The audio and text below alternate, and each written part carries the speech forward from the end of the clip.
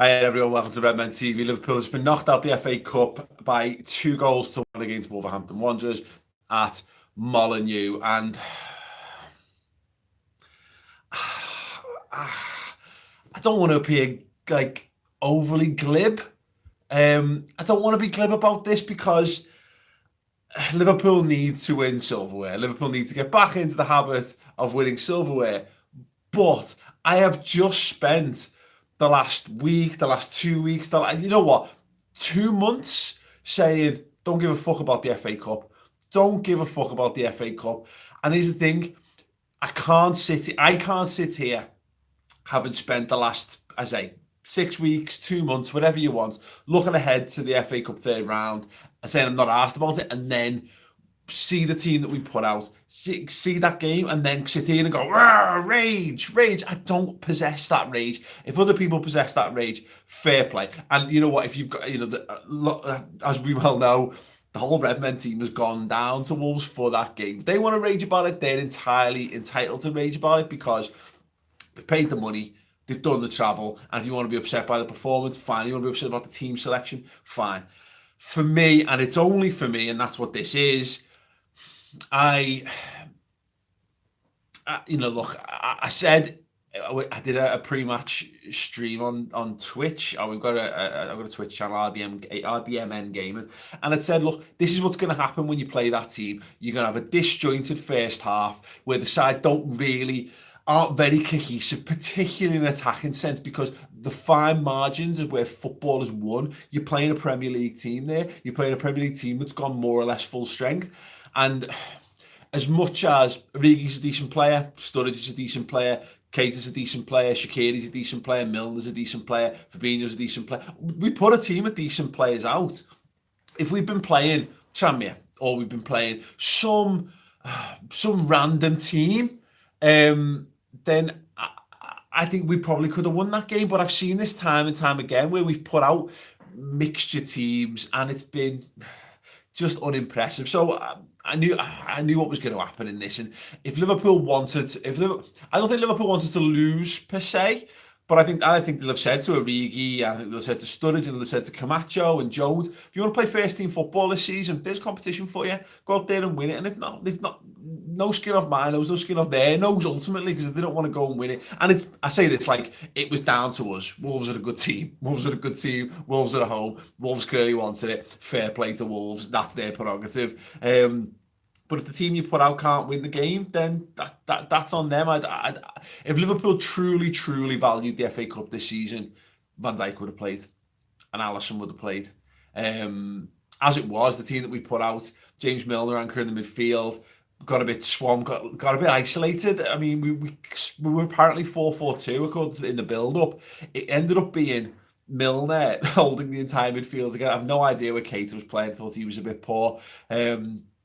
Milner was fine. I thought Fabinho at centre-half was fine. That's encouraging in some regards, and it's not, because it is, I'm going to say this, I treated this a little bit like a pre-season game, in that you're just looking for small good things in unusual situations. So Fabinho having a decent game at centre-half makes me feel a bit more comforted by the fact that we can drop him in there if we need to. Don't want to. We badly missed him in midfield. That game. If you put Fabinho, if we'd had centre-halves available, and you put Fabinho in DM and you put Salah centre-forward instead of Origi or Sturridge, I think we'd have won that game. Because I don't think Wolves were that far and ahead away from us, even though we had a 16-year-old kid for 85 minutes for his first appearance. He's been in training. He's been at the club, but this season, barely. He didn't even come in the summer. I don't think he came in September. He's trained with the first team for a couple of months, and he's played like that. And I thought Ki-Jana Hoever was the real high point for me of that game. One of two. The other one was Rafa Camacho. It will be really disappointing to see him have to go out on loan. I mean, if it helps his development, fine. If he's not going to play, fine. But I thought he looked confident. He looked strong. He was decent defensively. He had no qualms about going outside, going inside on the right wing. Thought he was a real bright spot. Curtis Jones is okay at 17 years old. Thought he was decent when he drove forward. I liked his confidence. I've seen young lads come into Liverpool sides in cup games for years and years, and you think, well, this might be something, and it's not. And they don't have the level of confidence that we've seen from a bunch of kids that we throw into this. So they were the encouraging things. Again, Hoover, the body remover. I don't know. There's a rage reference for you on a weekday night. They're the high points. Great goal from Divock Origi. Great goal from Ruben Neves. If Liverpool don't win the league this season, then inevitably people will look back on this game and say that was an opportunity for silverware that we've passed up. Fair play. Absolutely fair play. But if Liverpool don't win the league from being in a 4-point lead, two things. I don't want the FA Cup to be an excuse for us not doing that. I don't want the extra games as an excuse. It had late Mo Salah equaliser written all over it for a moment there, and I'm so glad we didn't get it because I can't be arsed. All of our nearest rivals have got, they might come on with a pot this season, and fair play to them because I love day trips. I love going out. I love winning silverware. I've seen us win a few trophies with my own eyes. They stand in my memory. They are some of the highlights of my actual life. But let's be realistic where Liverpool are right now, as we've seen by the fact that our second string isn't good enough to beat Wolves. That's fine, by the way. That is fine. Wolves are a good side, just to reiterate that.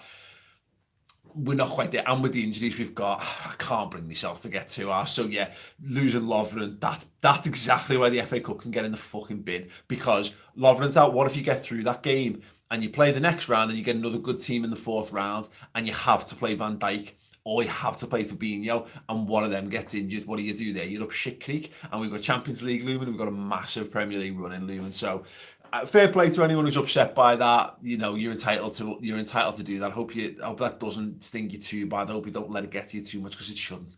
Honestly, try your best to take a big deep breath over that. Try your best to shrug it off, because there's bigger and more important fish to fry for Liverpool on the horizon.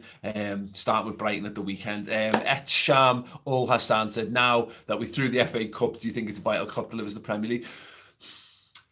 This is what I'm talking about. This is the mentality I'm talking about. Like the silverware, it should be the icing on a cake. What Liverpool need to do now is put a massive challenge in. Liverpool need to be in the hunt, in the race for the Premier League title until the last game of the season, the last clutch of games of the season. They need to win it, really, because I don't feel like we're ever going to get a better opportunity given where we are and where we're positioned and how we are in terms of squad depth and all that.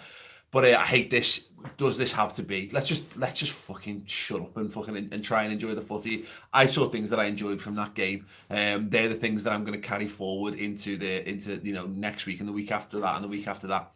I could choose to be bogged down by negativity, but anyway, listen, leave us your thoughts in the comments below. Make sure you subscribe to the channel. It's flying along at the moment. Drop a like on this video if you agree with everything that I've said there. If you disagree with me, drop a like for me positivity. Me positivity towards glass half full mentality of Liverpool, because it's in fucking short supply on social media. Stay off Twitter. It's fucking horrendous. It's like being back in the Roy Hodgson era, and this is not the Roy Hodgson era. Trust me, because I was doing this fucking channel speaking about Liverpool getting beaten under Roy Hodgson. This is miles better. Miles better. Trust me. Anyway, listen, everyone, have a very, very good night. Keep smiling, and we'll see you all for the build-up to Brighton later this week. Ta-ra.